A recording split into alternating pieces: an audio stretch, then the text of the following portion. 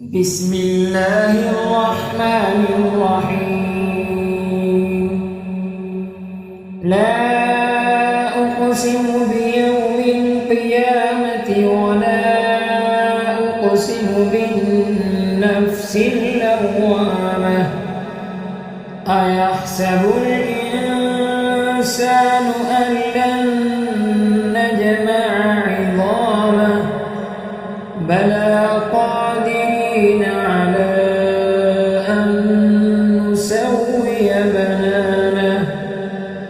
بل يريد الإنسان ليفجر أمامه يسأل أيان يوم القيامة فإذا برق البصر وخسف القمر وجمع الشمس والقمر يقول الإنسان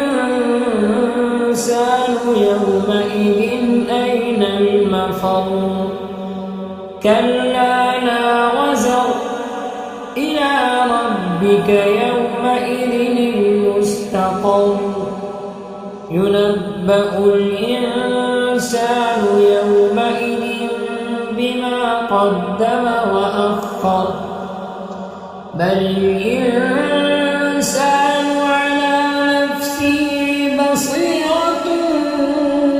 ولو ألقى معاذيره لا تحرك به لسانك لتعجل به إن علينا جمعه وقرآنه فإذا قرأناه فاتبع قرآنه ثم إن علينا بيانه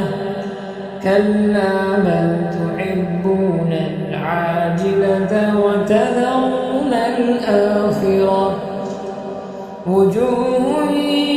يومئذ ناظرة إلى ربها ناظرة ووجوه يومئذ باسرة تظن أن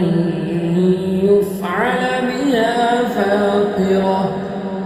كلا إذا بلغت التراقي وقيل من راق وظن أنه الفراق والتفت الساق بالساق إلى ربك يومئذ المساق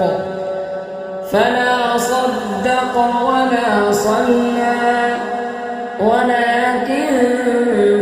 كذب وتولى ثم ذهب إلى أهله يتمطى أولى لك فأولى ثم أولى لك فأولى أيحسب الإنسان أن يترك سدى ألم يكن نطفة من مني يمنى ثم كان علقة فخلق فسوى فجعل منه الزوجين الذكر والأنثى